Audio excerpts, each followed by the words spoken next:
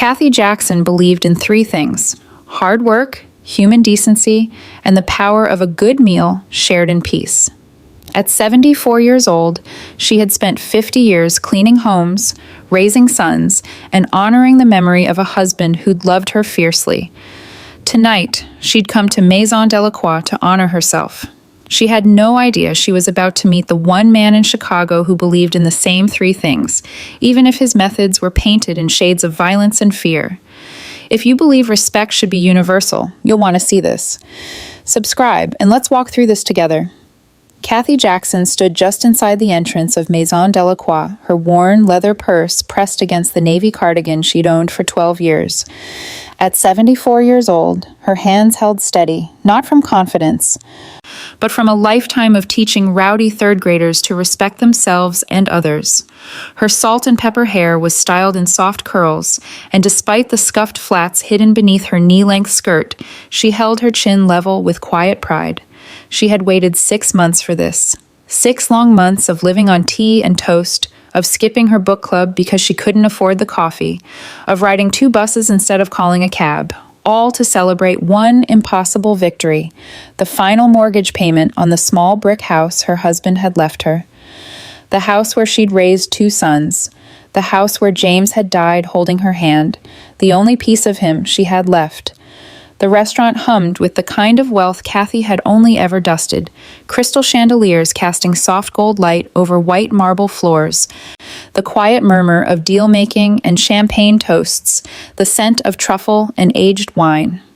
She felt out of place among the tailored suits and designer dresses, but she had every right to be there. Her reservation was confirmed.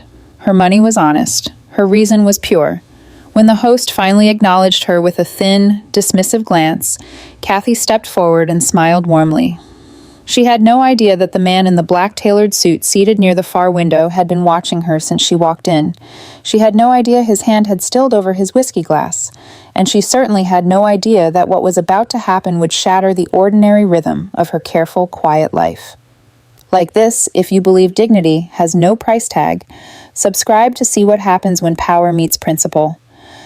Kathy approached the host stand where a polished young man, mid-20s, slicked blonde hair, name tag reading Oliver Davis, senior server, greeted her with a smile that never touched his eyes. "Good evening," Kathy said gently, her voice carrying the soft lilt of her Alabama childhood. "I have a reservation under Jackson, 7 o'clock. Oliver's gaze flickered over her, the dated cardigan, the simple blouse, the purse with the fraying strap, and his expression shifted from professional courtesy to something colder. "Jackson," he repeated slowly, scrolling through the tablet with one manicured finger. Yes, I see it here. A single diner." He said it like it was curious, almost suspicious. "And you're dining alone tonight?" "Yes," Kathy said, warmth still in her voice. "It's a special occasion." "I'm celebrating." "I see." Oliver set the tablet down and crossed his arms. "Ma'am, I want to be upfront with you. Maison Delacroix isn't really the kind of place for light dining. Our entrees start at $60. I'd hate for you to sit down and feel uncomfortable when you see the prices." Kathy felt the warmth creep into her cheeks. Around her, she noticed heads turning. A couple in tailored black, a woman draped in pearls, a silver-haired man with a Rolex that caught the light. I understand," Kathy said softly.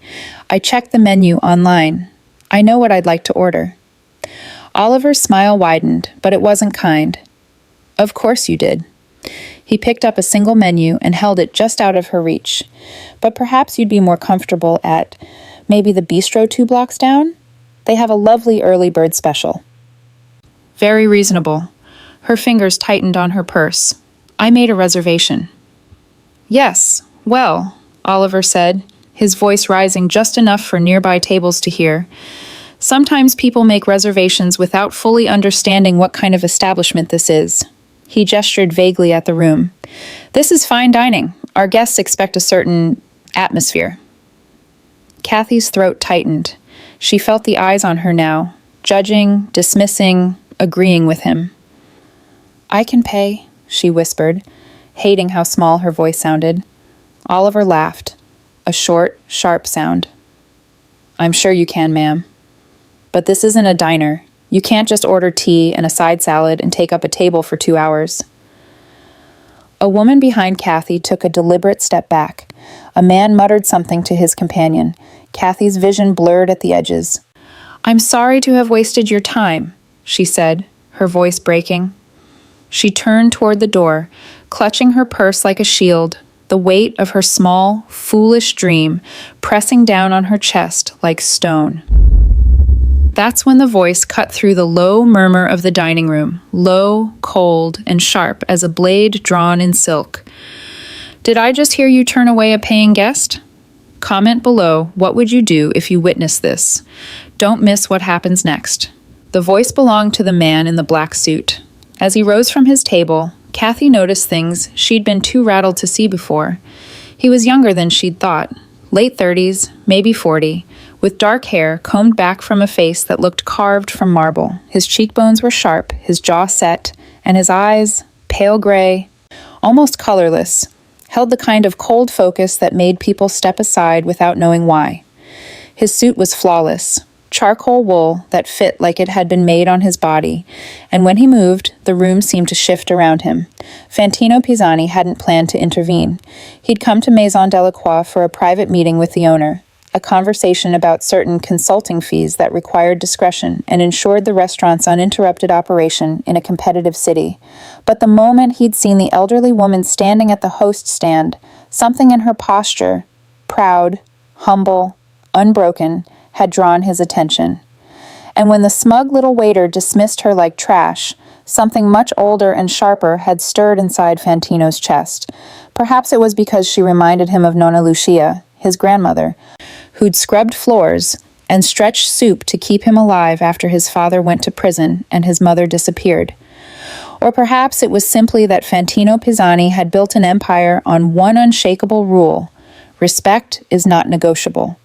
Oliver looked up as Fantino approached, and the color drained from his face. "Mr. Pisani," Oliver stammered, stepping back instinctively. I didn't realize you didn't realize I was listening?" Fantino's voice was quiet, but it carried the weight of a threat.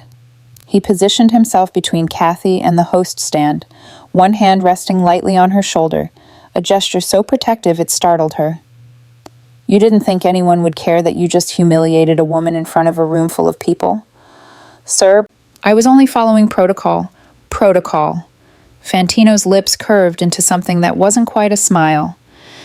"Is it protocol to insult someone's appearance? To question whether they can afford to eat here?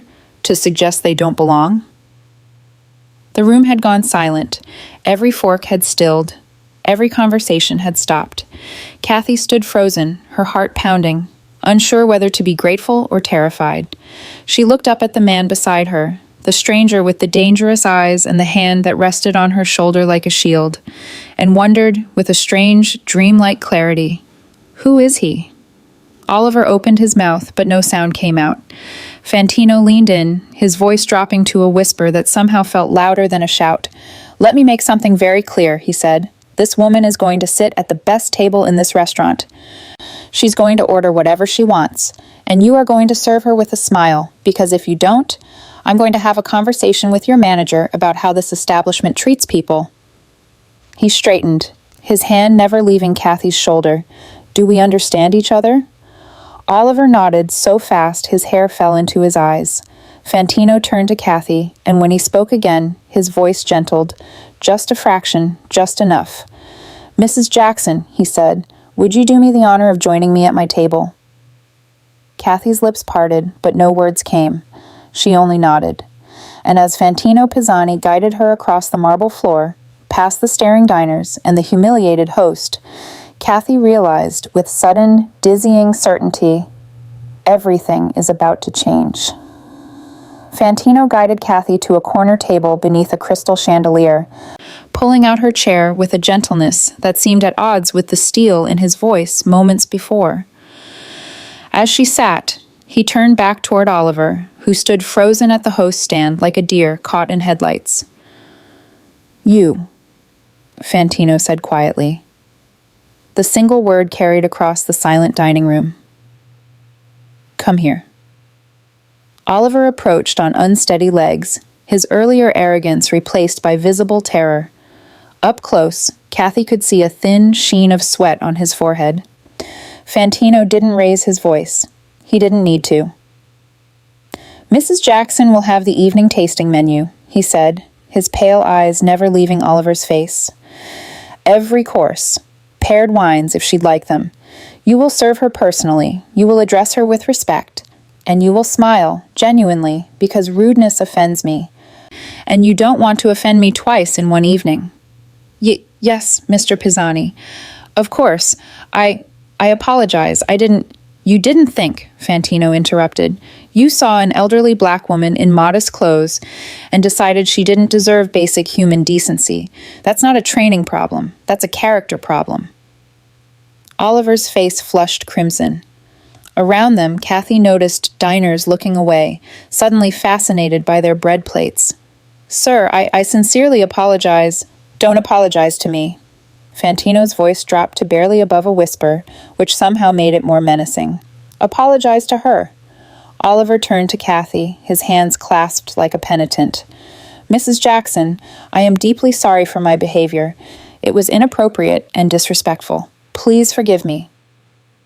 Kathy, still processing the surreal turn her evening had taken, nodded slowly. Yes, thank you. Now bring us menus, Fantino said, and find your manager. Tell him Fantino Pisani requests his immediate presence. Oliver practically ran. Fantino settled into the chair across from Kathy, and his expression shifted, the hard edges softening just slightly. I hope you'll forgive the theatrics, Mrs. Jackson, but some lessons need witnesses. I don't understand, Kathy said, her voice trembling. Why would you... Who are you? Someone who remembers what it's like to be dismissed, he said simply. My grandmother raised me. She cleaned houses, just like I suspect you've done. She taught me that how you treat people says everything about who you are. Before Kathy could respond, a portly man in an expensive suit hurried over, his face flushed with anxiety. Mr. Pisani, I just heard. Please accept my deepest apologies. Oliver will be terminated immediately. No, Fantino said, raising one hand. He'll work tonight. He'll serve Mrs. Jackson flawlessly. Then you and I will discuss his future, and this establishment's future, over cognac in your office. The manager, whose name tag read Philippe Ducasse, General Manager, nodded frantically. Of course, Mrs. Jackson. Anything you desire is complimentary this evening. She'll pay for nothing, Fantino said. And neither will I. We'll settle accounts later, Philippe. Privately. The weight in those last words made the manager pale. He bowed slightly and retreated. Kathy's hands trembled as she reached for her water glass. Fantino noticed immediately. His gaze softened further, and he leaned forward slightly. You're safe, he said gently. I promise you that. Please, try to enjoy your meal. You came here to celebrate something, didn't you? Kathy blinked back tears. Different ones now. Not from humiliation, but from overwhelming confusion and unexpected kindness. I paid off my mortgage today, my late husband's mortgage. The house is finally mine. Something flickered in Fantino's eyes. Respect, perhaps, or recognition. Then tonight, we celebrate properly. Over the next 2 hours, Kathy experienced cuisine she'd only seen in magazines. Oliver served each course with trembling precision, his apologies written in every careful gesture. Fantino remained attentive, but not intrusive, asking about her life, her husband, her teaching career. He listened, truly listened, in a way that made her feel seen. By the time dessert arrived, a delicate chocolate construction that looked like art, Fantino excused himself briefly. Kathy watched him speak quietly with Philippe near the kitchen, saw documents produced, saw a pen move across paper. When he returned, his expression was satisfied. Mrs. Jackson, he said, this restaurant now belongs to someone who understands that respect isn't optional. It's the foundation. Kathy's eyes widened. You didn't. I did. He smiled faintly. Consider it an investment in better standards. As Kathy prepared to leave, overwhelmed and exhausted, Fantino pressed a simple black business card into her palm. Call me if you ever need help, he said. Anything at all. Kathy looked down at the card, just a name and a phone number, embossed in silver, and wondered what kind of man could buy a restaurant between courses and still make her feel like the most important person in the room. She didn't know the answer, but she was beginning to suspect it was complicated. For 3 days, Kathy carried the black business card in her purse, pulling it out during quiet moments, while waiting for the bus, during her evening tea, before sleep. The embossed silver letters seemed to glow in lamplight. Fantino Pisani, followed by a single phone number. She told herself she'd return it, that whatever debt of gratitude she owed had been paid by his intervention, that a woman like her had no business in the orbit of a man like him. But on Thursday afternoon, she found herself standing outside Maison Delacroix anyway, her hands gripping a small tin of homemade lemon cookies, the only thank you gift that felt adequate and insufficient all at once. The restaurant looked different. The elegant facade was partially covered in scaffolding. Through the windows, she could see workers moving furniture, painters on ladders, and there, in the center of it all, stood Fantino in a black dress shirt with rolled sleeves, gesturing at blueprints spread across a table. Kathy hesitated at the door. A worker noticed her and called inside. Fantino looked up, and something shifted in his expression. Surprise, then what looked almost like pleasure. He crossed to the entrance and opened the door himself. Mrs. Jackson, he said, this is unexpected. I brought you these. She thrust the tin forward awkwardly, to say thank you. For the other night. Fantino accepted the tin with a gentleness that seemed practiced. You didn't need to do that, but thank you. He glanced back at the chaos inside. I'm afraid we're not serving today, but if you have a few minutes, I'd be honored if you'd join me for tea. The kitchen still works. Minutes later, they sat at the only remaining table, surrounded by dust sheets and paint cans. Fantino had made the tea himself, Earl Grey, served in fine china that had somehow survived the renovation. What are you doing to the place? Kathy asked, looking around. Fantino followed her gaze. The back dining room. I'm converting it. Free lunch program for seniors. 3 days a week to start. He paused. Someone recently reminded me what celebrating a milestone should feel like. I thought others might want the same chance. Kathy felt warmth bloom in her chest. That's wonderful. It's practical, Fantino said, though his tone suggested he was deflecting. The space was underutilized. They fell into conversation the way some people fall into step, naturally, without effort. Kathy talked about the loneliness of widowhood, how James had been gone 5 years, but some mornings she still set 2 coffee cups out of habit. Fantino listened with an intensity that made her feel heard, not pitied. I understand, he said quietly. My wife died 7 years ago. Cancer. We never had children, so when she left, he trailed off, staring into his teacup. The house became very quiet. I'm sorry, Kathy said. That's a terrible thing to carry alone. Fantino's jaw tightened slightly. We all carry something. What do you do? Kathy asked. For work, I mean. You never said. His expression shuddered so quickly she almost missed it. Consulting, investments, nothing very interesting. He changed the subject with the smoothness of long practice. Tell me about your teaching years. What grade did you say? Kathy recognized the evasion, but didn't push. Everyone had their private corners. For the next hour they talked, about aging, about the city's changes, about survival and small joys. Fantino didn't condescend. He didn't finish her sentences or speak slowly. He treated her like an equal, asking her opinions and genuinely considering her answers. It had been years since a man had done that. When she finally stood to leave, Fantino walked her to the door. Come back when we open the program, he said. I'd value your input. You know the community better than I do. "I'd like that," Kathy said, surprised to find she meant it. She didn't notice the black sedan parked across the street, didn't see the man in the driver's seat lower his camera, didn't hear him speak into his phone. She just left. "You were right. He's got a soft spot for the old lady. Could be useful." As Kathy walked toward the bus stop, humming softly, shadows she couldn't see began to gather. The black sedan appeared on Tuesday.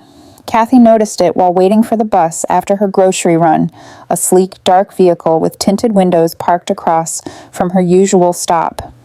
She thought nothing of it at first. Chicago was full of expensive cars, but on Wednesday it was there again. Same spot, same tinted windows, and this time she felt eyes on her back. Thursday brought the first phone call. The landline rang at 11:30 p.m., late enough to jolt her awake, her heart hammering. When she answered, there was only silence on the other end. Not dead air, but breathing. Slow. Deliberate. Listening.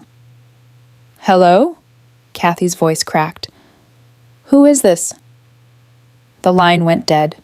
By Friday, the black sedan had company. A gray SUV that idled near the corner market where she bought her bread. When she walked past, the engine started. When she turned down her street, it turned too, staying a careful block behind. Kathy's hands shook as she unlocked her front door. Inside, she pulled the curtains closed and sat in her living room, the lights off, watching shadows move across her walls. The calls continued. 2 more that weekend, 1 at dawn, 1 just after dark. Always silence. Always that feeling of being watched through the phone line. On Monday morning, a man in a leather jacket stood directly across from her house, smoking a cigarette and staring at her windows. When Kathy peeked through the curtains, he smiled, a cold, knowing expression, and tipped an invisible hat. She pulled Fantino's card from her purse with trembling fingers. 20 minutes later, a black town car pulled up to her house. The driver, a mountain of a man in a dark suit, opened the rear door without a word. Kathy climbed in, her heart pounding. Fantino sat in the back seat, his face carved from stone. "Tell me everything." She did. The cars, the calls, the man who watched her house. With each detail, Fantino's expression grew colder, more dangerous. By the time she finished, the temperature in the car seemed to have dropped 10 degrees. "How long?" he asked quietly. "Since I visited you, since the restaurant." Fantino pulled out his phone and typed a single message. Within seconds, Kathy heard car doors slamming outside. She looked through the tinted window and watched 3 black SUVs surround her block. Men in dark suits emerged, scanning the street with professional efficiency. "Mr. Pisani," Kathy whispered. "What's happening? Who are you, really?" He turned to her, and for the first time she saw something raw beneath his controlled exterior. Rage, barely leashed. "I'm someone with enemies," he said, "and those enemies just made a mistake." "What kind of enemies?" Her voice shook. Are you in trouble with the police?" Fantino's laugh was bitter. "The police aren't what I worry about, Mrs. Jackson." He leaned forward, and his next words were weighted with terrible certainty. "You're safe as long as I'm breathing. Do you understand? No one will touch you." "But why would anyone want to hurt me? I'm nobody. You're someone I've shown attention to. In my world, that makes you leverage." He saw her confusion and continued, gentler now. "There are people in this city who want what I have: power, territory, respect. They think you're valuable to me." "Are you—" Kathy's mouth went dry. "Are you a criminal?" Fantino held her gaze. "I'm a businessman who operates in spaces where laws are flexible. I protect what's mine. I punish those who disrespect it." He paused. "And yes, Mrs. Jackson, people who cross me disappear." The casual way he said it, not a threat, just a fact, sent ice down Kathy's spine. "I should never have accepted your help," she whispered. "Too late." His voice softened. "You're in my circle now. That means you're protected. But it also means—" He gestured toward the window where armed men stood watch. "It means my world touches yours." Kathy looked at the armed guards, at the man beside her whose kindness had masked something far darker, and realized with creeping horror that her quiet life had just been swallowed by shadows. Outside, the man in the leather jacket was gone, but Kathy knew, with the certainty of prey who'd caught a predator's scent, that he'd be back. And next time, Fantino's protection might not be enough. Rain fell in thin, slanting sheets across the Chicago streets, the kind of cold drizzle that blurred headlights and made the sidewalks glisten like glass. Kathy Jackson clutched her grocery bag tighter as she stepped off the bus, her shawl pulled close around her neck. It was late, later than she'd planned, but she'd insisted on walking. She didn't like to trouble people, not even Fantino Pisani, especially not Fantino Pisani. The street was quiet, too quiet for a Friday night. A black sedan idled across from the corner store, its windows fogged, engine humming low. She didn't notice. She was humming softly to herself, some gospel tune that always made her think of her husband. Then came the footsteps, fast, heavy. "Excuse me?" she started, turning just as a hand clamped over her mouth. The grocery bag hit the pavement, apples rolling across the wet sidewalk. A van door slid open behind her, harsh light, rough voices, the smell of cigarettes and motor oil. "Get her in!" She tried to scream, but the sound was swallowed by the storm. The van door slammed shut, and the rain swallowed her trail. At that same moment, miles away, Fantino Pisani stood by the window of his penthouse, glass of scotch untouched in his hand. Marco, his second in command, had been updating him on a warehouse shipment. But Fantino wasn't listening. Something gnawed at him, a heaviness, an instinct. His phone buzzed. Unknown number. A text appeared. "You took my restaurant. I'll take your woman. DM." Fantino froze. For a heartbeat, the world went silent. Then his glass shattered against the wall.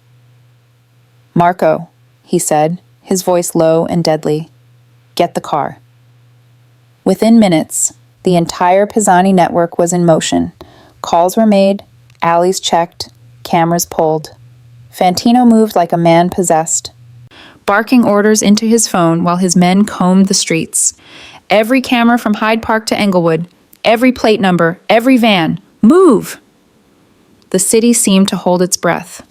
In the van, Kathy sat bound at the wrists, the coarse rope digging into her skin.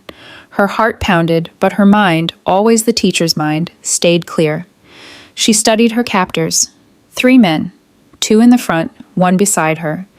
Nervous energy, guns they didn't quite know how to hold. "Please," she said softly, "whatever this is, you've made a mistake." The man next to her laughed. "No mistake, Grandma. Our boss wants to talk to your friend. You just bought yourself front row tickets to the show." She met his eyes, not pleading, but calm, almost pitying. "Then you don't know who you're dealing with," he smirked, turning away. "Neither do you." Outside, thunder rolled across the sky. Fantino's convoy tore through the wet streets, black SUVs cutting through traffic like blades. His men had found the Vandish, last seen on a security feed heading toward the industrial district. Fantino's jaw flexed as he read the report. "Dario Moretti," Marco said from the passenger seat. "He's pushing. I want you to come out." "He'll get his wish," Fantino growled, "but I'm not coming alone." As the convoy sped into the darkness, rain streaking across the windshield, Fantino's thoughts narrowed to a single image, Kathy's quiet eyes looking up at him that night in the restaurant, the woman who'd told him to be better, the only person who saw the man beneath the monster, and if Dario Moretti had touched her. He didn't finish the thought. He didn't have to.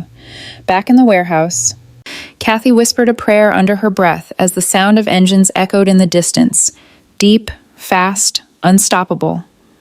The storm had come for her captors, and this time mercy would not. The sound of engines ripped through the rain-soaked night. The warehouse squatted at the edge of the river. Corrugated steel, one flickering floodlight, the perfect place for men who didn't plan to live long.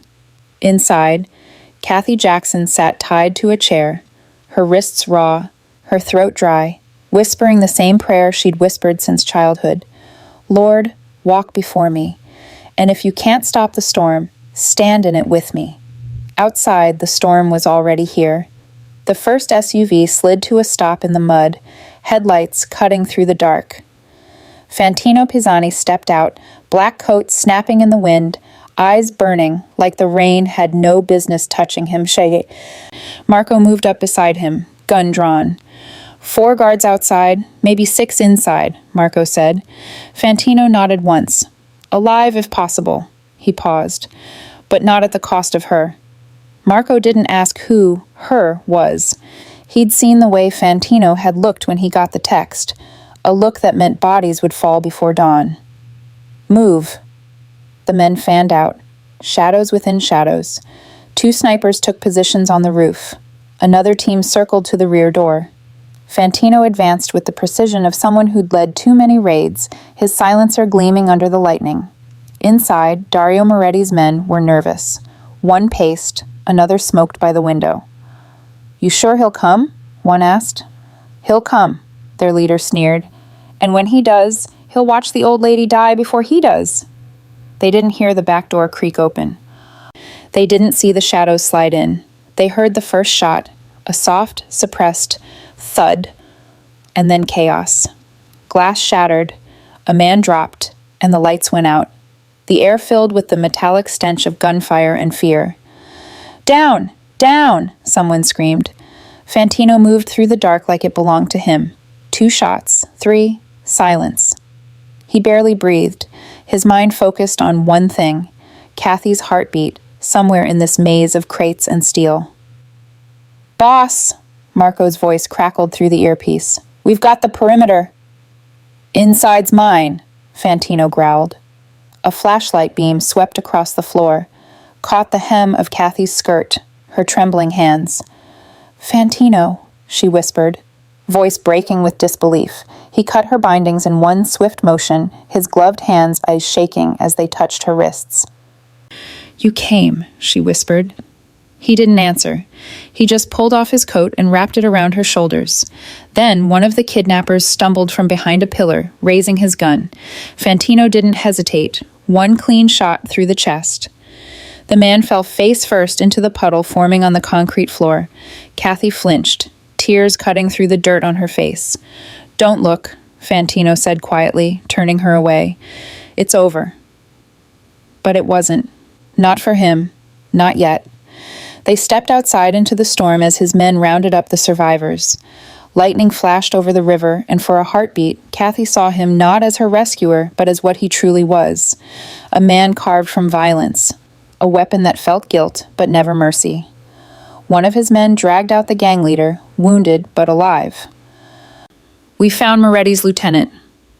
Fantino approached, silent. The man looked up through blood and rain. She wasn't supposed to get hurt," he gasped. Fantino knelt, his voice low, dangerous. "You touched her. That's enough." The man's eyes widened as Fantino pressed his pistol to the ground between them. He didn't pull the trigger, just left the weapon there, a message, a choice. "Tell Moretti I'm coming," Fantino said. "Tell him I'll bury his name." He turned away as his men dragged the lieutenant into the dark. Kathy stood by the van, shaking but steady, his coat heavy on her shoulders. When he reached her, she met his eyes, not with fear, but sorrow. "Fantino," she began, her voice trembling. He lifted a hand, stopping her. His voice was raw, breaking through the storm. "No one disrespects you again," he said, stepping closer. "Not while I live." And in that moment, under the rain and the sirens and the ruin of men, she saw him clearly. The contradiction of mercy and violence, the man who could destroy cities and still wrap a trembling old woman in his coat like she was something fragile and sacred. For the first time, Kathy feared for him, not of him, because she knew the blood he spilled tonight wouldn't wash away. As they drove off, the warehouse smoldering behind them, Kathy looked out through the rain-streaked window. The city lights flickered faintly across the river, cold and distant, and beside her, Fantino sat in silence, the gun still in his hand. And a prayer he didn't know how to say lodged somewhere deep in his throat. Fantino's penthouse occupied the top floor of a building overlooking Lake Michigan. Floor-to-ceiling windows framed the glittering city below, but Kathy barely noticed the view. She sat on a leather sofa, wrapped in Fantino's coat, the one he'd draped over her shoulders in the warehouse, while he poured amber liquid into 2 crystal glasses with hands that had stopped trembling only minutes ago. The blood on his cuffs had dried to rust brown. "Drink this," he said, pressing a glass into her hands. "It'll help with the shock." Kathy took it, but didn't drink. Her voice, when it came, was steady despite everything. "Who are you really, Mr. Pisani?" Fantino stilled. Then he lowered himself into the chair across from her, his movements careful, controlled. "You know what I am? You saw it tonight. I saw you save my life." Her eyes held his. "I also saw you kill 3 men without hesitation. So I'm asking again, who are you?" The silence stretched between them like a chasm. Finally, Fantino leaned forward, elbows on his knees, and spoke with the flat honesty of a man who had nothing left to hide. "I run the Pisani family, have for 12 years, since my uncle died. We control the South Side, protection rackets, loan operations, construction contracts that aren't exactly legitimate." His voice was matter-of-fact, clinical. "I extort business owners. I enforce debts. When someone threatens our territory, I make them disappear." He looked up, meeting her gaze directly. "I've hurt people, Mrs. Jackson. Ordered beatings, sanctioned killings. The restaurant, that community program I'm funding, that's blood money. Every dollar came from fear and violence." He paused. "So yes, I'm exactly what you're thinking, a criminal. A monster in an expensive suit." He waited for her horror, her disgust, the inevitable recoil. Instead, Kathy set down her glass and leaned forward. "You fight like a sinner," she said quietly. "But you protected me like a son. Maybe you can be both." Fantino's carefully constructed armor cracked. "You don't understand what I've done. I understand you could have walked past me that night at the restaurant. You didn't." Her voice was gentle but firm. "I understand you could have left me to those men.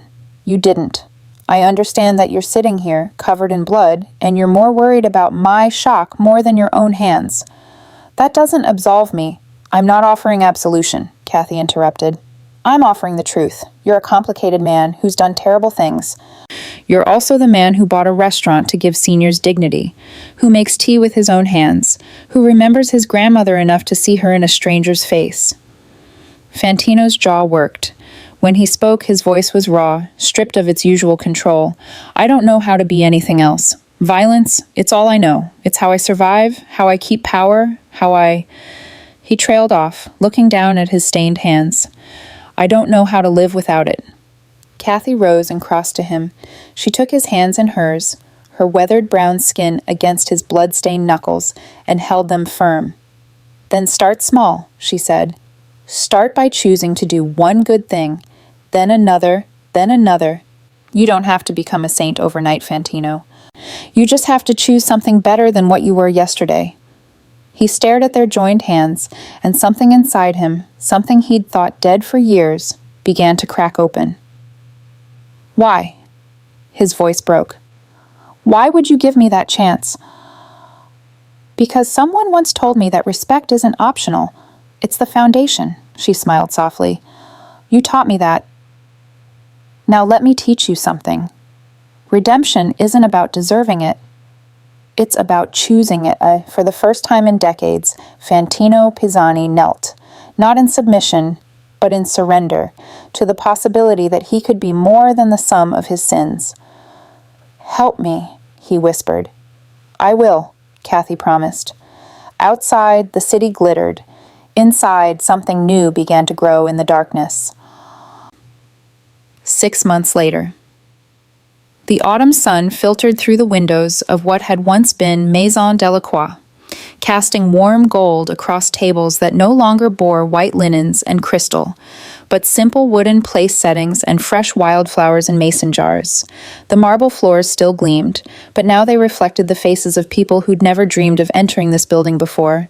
Elderly men in worn jackets, women with shopping bags and tired eyes, veterans with haunted gazes and nowhere else to go. Above the entrance, elegant brass letters spelled out the new name: Kathy's Table. Kathy Jackson moved through the dining room with the grace of someone who'd finally found her calling. At 75, she seemed younger somehow. Her silver hair styled softly, her eyes bright with purpose, her voice carrying warmth to every corner of the space as she greeted each guest by name. "Mr. Washington, I saved you the window seat. I know you like watching the birds." She guided an elderly man with a cane to his favorite spot. "And Ms. Chen, your daughter called, said she'll pick you up at 2 instead of 1. You have time for the apple crisp." The transformation had taken months. After that night in the penthouse, after Kathy had held Fantino's blood-stained hands and offered him a path he'd never imagined, everything had shifted. Fantino had started small, just as she'd suggested. He'd funded the restaurant renovation personally, keeping his organization's money separate. He'd hired former convicts looking for legitimate work, paid them fair wages, trained them with patience that surprised even his own men. He'd established a foundation, clean money, legal channels, to sustain the program beyond its first year, and Kathy had become its heart. She'd left her small brick house each morning at 6, arriving before the kitchen staff to prepare, to plan, to ensure that every person who walked through those doors felt what she'd been denied that first night: dignity. "Mrs. Jackson!" A young woman in a chef's coat emerged from the kitchen, balancing 3 plates. "The pot roast is ready. Should I start serving?" "Give it 5 more minutes, Teresa," Kathy said, glancing at the clock. "Let the latecomers get settled. No one should have to rush a good meal." In the corner booth, the same table where he'd first sat with Kathy, Fantino Pisani watched in silence. He came 3 times a week, always at lunch, always alone. He never took the prominent seats, never drew attention. He'd arrive quietly, order whatever Kathy recommended, and observe. Sometimes he'd read the newspaper. Sometimes he'd simply watch the room, his expression unreadable. Today, he nursed a cup of coffee and a bowl of minestrone, his tailored suit slightly out of place among the modest crowd, but no longer jarring. The regulars had grown accustomed to him. The quiet man in the corner, who always left generous donations in the wooden box by the door, who sometimes helped carry trays when the staff was overwhelmed, who listened when the old-timers wanted to talk. They didn't know who he was. Not really.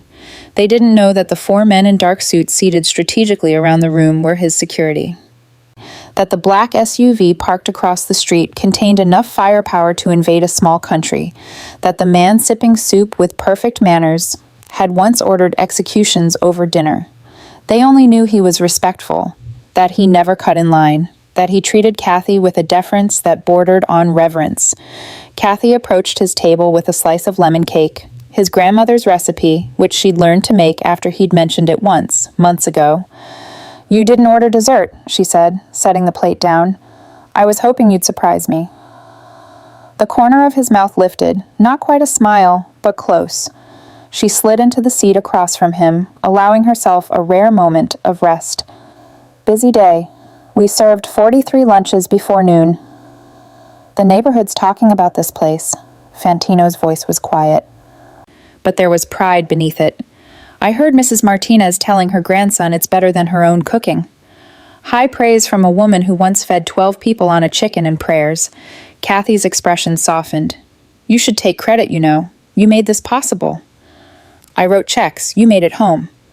Before Kathy could respond, the entrance door chimed. A well-dressed woman entered, camera crew in tow, and Kathy recognized the local news logo on the equipment. "Mrs. Jackson?" The woman extended her hand with a professional smile. "I'm Jennifer Cole from Channel 7. We'd love to do a story on Kathy's Table, the remarkable transformation of this restaurant. Would you have a few minutes?" Kathy glanced at Fantino, who had already shifted, his posture tightening almost imperceptibly, his men around the room coming to subtle alert, but he gave her a nearly invisible nod. "Of course," Kathy said, standing. "Let me just—" "Actually," Jennifer said, gesturing toward Fantino, "we'd love to speak with your benefactor as well. Mr. Pisani, isn't it? The community has been buzzing about your involvement. The room went very still. Fantino set down his coffee with careful precision. I prefer to remain in the background, Ms. Cole.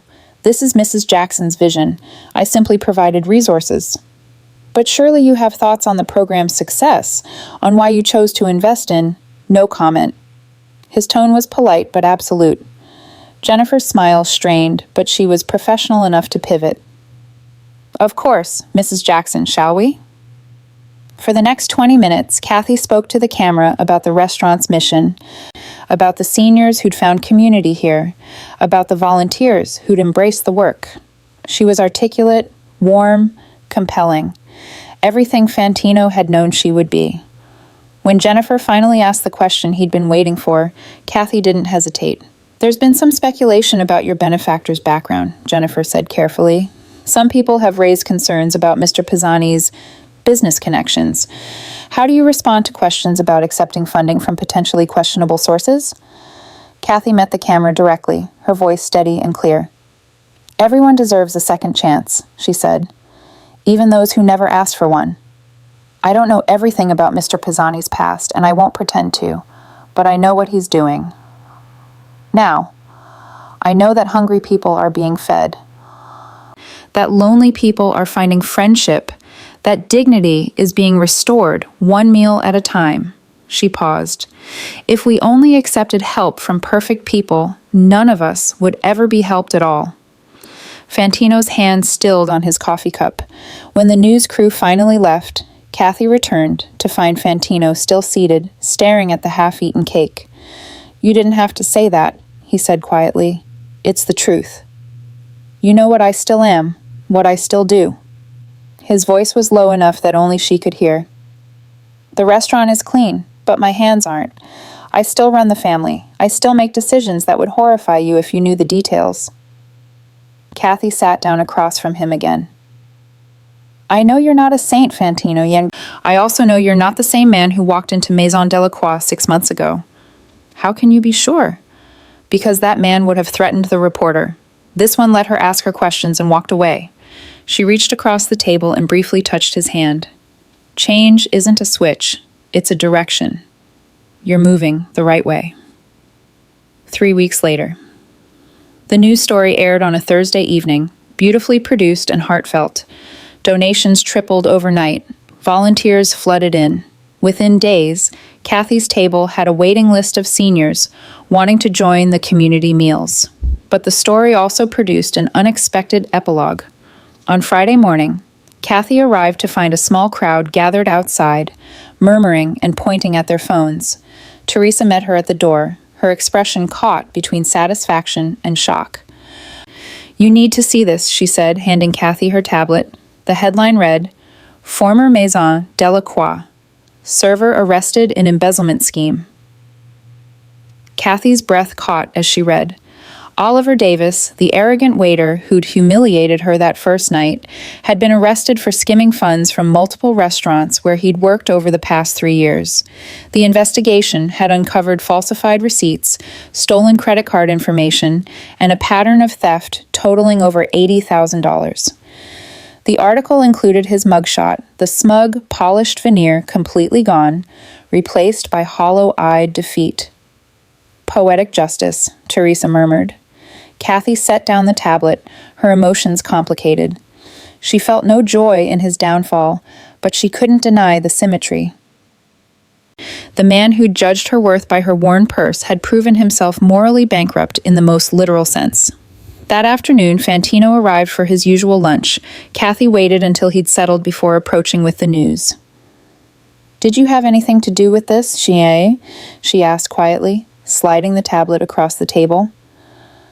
Fantino read the headline without surprise. He did it to himself. I simply made sure the right people were looking in the right places. He glanced up. Sometimes justice doesn't need blood, just patience. And a little strategic nudging? I have resources. I use them. His expression was unrepentant. He humiliated you, Kathy. Did you think I'd forget? She should have been disturbed, should have lectured him about revenge and morality. Instead, she found herself fighting a smile. "You're impossible." "I'm consistent." He returned to his soup. "There's a difference." 2 months later, Christmas Eve, snow fell softly over Chicago, dusting the sidewalks and turning the city into something from a postcard. Inside Kathy's table, white lights twinkled from garland draped across the windows, and the scent of roasted turkey and cinnamon filled the air. They were serving Christmas dinner, free and open to anyone who needed a warm meal and friendly faces. The dining room was packed, every table full, volunteers moving between them with trays and coffee pots and genuine smiles. Kathy stood near the kitchen, surveying the scene with quiet satisfaction. In 8 months, this place had fed over 3,000 people. It had reunited families, sparked friendships, given purpose to volunteers, and dignity to guests. It had become exactly what she'd hoped, a table where everyone belonged. Beautiful, isn't it? She turned to find Fantino beside her, holding 2 cups of mulled cider. He'd traded his usual black suit for a charcoal sweater, still expensive, but softer somehow, more human. "It is," she agreed, accepting a cup. "Thank you for all of this." "You keep thanking me. I should be thanking you." "For what?" Fantino was quiet for a long moment, watching an elderly couple share a slice of pie, their hands intertwined on the table. When he spoke, his voice was low and honest. "For showing me there was another way. For not running when you saw what I was. For believing I could be more than my worst choices." He turned to her. "You saved my life, Kathy. Not the way I saved yours. You saved something deeper." Kathy's eyes misted. "You saved yourself. You made the choice. Only because you made me believe it was possible." They stood together in companionable silence, watching the room full of people who'd found belonging at Kathy's table. The grandmother helping a young mother calm her fussy toddler. The veteran sharing stories with teenagers doing community service. The homeless man who'd started volunteering in the kitchen and now had a job offer from Teresa. Small transformations. Quiet redemptions. "I have something for you," Fantino said, pulling an envelope from his pocket. "Consider it a Christmas present." Kathy opened it carefully and found a deed. To her small brick house, now fully paid, with all future property taxes covered by a trust fund in her name. "Fantino, I can't." "You can. You will." His tone brooked no argument. "You gave me something no one else could. Let me give you peace of mind." She folded the deed with trembling hands, overwhelmed. "You know I'm still going to lecture you when you make questionable decisions. I'm counting on it." As the evening wore on and the crowd began to thin, Fantino said his goodbyes and slipped out into the snowy night. His security detail fell in around him, shadows moving through falling snow. He didn't go to his car immediately. Instead, he crossed the street and stood beneath the awning of a closed shop, watching through Kathy's table's front window. Inside, Kathy moved from table to table, saying goodnight to the last stragglers, her face glowing with contentment.